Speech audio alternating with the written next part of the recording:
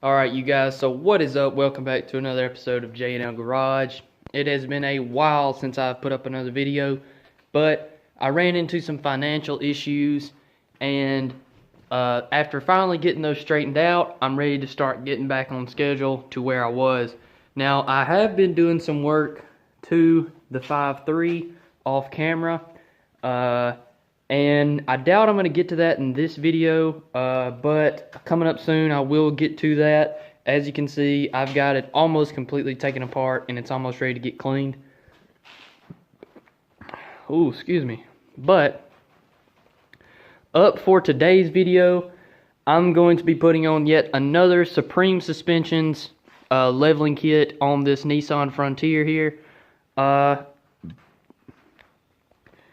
I'm sure that you guys don't know, but me and JP started up our own little truck club on Instagram. It's called the Drip Cartel.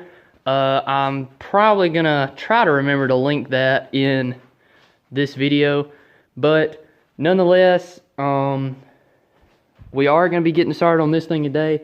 I've got to find the leveling kit. It's somewhere in this shop. I dropped it off last night, but we are putting on yet another Supreme Suspensions leveling kit today, and I really enjoy these leveling kits. They are super high quality for the money.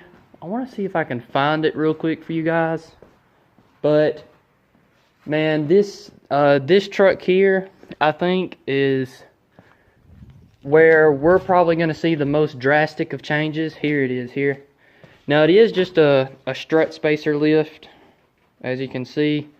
So I'm going to be checking a lot for the ride quality again, because the only thing that the leveling kit affected in the Dodge Ram is that the front end was very bouncy, right? But when you're doing a coil spacer lift, you're supposed to kind of expect those kind of things. But nonetheless, I am going to be giving you guys a review on this leveling kit. I am going to be putting that on today, and hopefully going to be showing you guys kind of the steps and processes to doing it. And so without further ado, I'm going to get started. Alright, you guys, so first things first, as of every lift, you got to take the front wheels off first. I definitely suggest starting on the front, even if you're doing blocks. So to do this spacer lift, it's just a strut spacer. First thing you're going to want to do is take the sway bar off. Now, I've already done the other side, and I'll let you guys see that side here in just a second. You have to take this top ball joint off. You don't have to take the ball joint off, but you have to disconnect the spindle from it. You're going to need to take your steering linkage off. You're going to want, I could not get this ABS sensor to actually unplug up here. I don't know if there was some grit holding it together or what, so I just pulled all these rubber housings out. That allowed me for enough slack to move everything. You're going to want to take your brake caliper off. Just squeeze the calipers together and zip tie it up here on the control arm. Once you do that, then you're ready to take this off. Now, luckily on this truck, since it's a two-wheel drive, now this kit is the same for a two-wheel drive and a four-wheel drive, but luckily on this truck, since it's a two-wheel drive, as I took the 3 nuts off the top here, it actually just pretty much dropped out on its own. And so this is probably the easiest spacer lift that I've ever done. The only thing is about the Supreme Suspensions kit, I can't get the bump stop to work. I tried drilling the hole out. It says on the instructions that you have to, but it's not. It's right here on this plate under here. And so I think you guys can kind of see. Yeah, there you go. So this hole right here, you have to actually drill that out in order to fit the bump stop in there. And I can't actually get it to work, and there's not enough space for it to work. So, but that may be different on the four-wheel drives. The four-wheel drives, the bump stop may work perfect on. So I would definitely give it a shot still, just in case. And if it doesn't work, you just have a little bit larger hole in it. But I'm going to go ahead and I'm going to pop the steering linkage off, the top ball joint from the spindle, and I'm going to zip tie my brake caliper up. Alright, so got the upper ball joint knocked loose from the spindle. Also got the brake caliper off and the sway bar is obviously already off, and the tie rod end. Now the next thing you're going to want to do is actually take the top of the strut loose. It's going to be 3 bolts at the top, or actually 3 nuts, excuse me. They're 9/16, or at least that's what I'm using. I have a millimeter set that I'm sure that would probably fit better, but these 9/16 fit really tight, so I'm just sticking with them.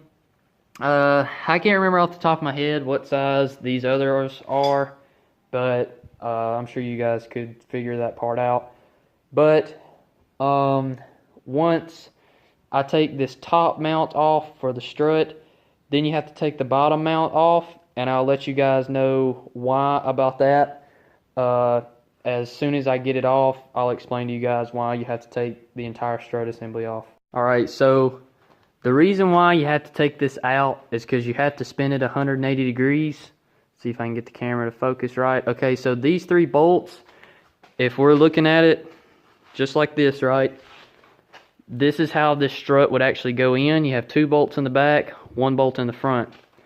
Now your spacer, which may take me a minute to get it on there, it goes on a certain way. But once you put it on, now you can see it's directly inverted. So now you have 2 bolts back here where you did have 1, and you have 1 bolt up here. So now this is your new outside of the strut, the part that goes towards the wheel and tire. So you have to actually take the bottom off, you have to take the whole strut out and spin it 180 degrees for it to go back in there. But see, I don't know, I haven't been going off Supreme Suspension's instructions just because I've done this before and I knew what to expect, so that wasn't really a big deal. I knew I was going to have to do this beforehand.